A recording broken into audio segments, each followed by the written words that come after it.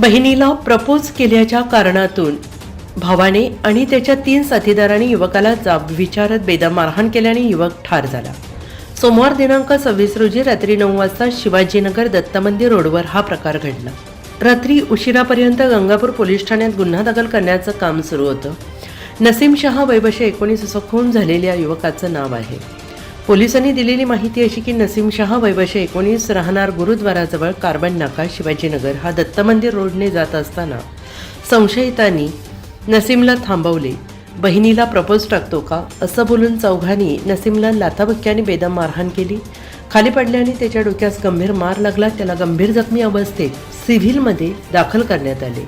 उपचार सुरू होण्यापूर्वी डॉक्टरने त्याला मृत घोषित केले। घटनेची माहिती मिळताच गंगापूर पोलीस ठाण्याचे पथक घटनास्थळी दाखल झाले। संशयितांचा शोध घेतला मात्र संशयित फरार झाले।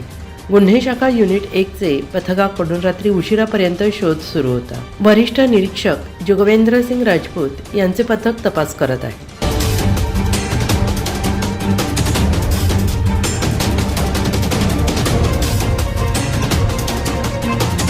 NCN न्यूज साठी रोहन दानी नाशिक।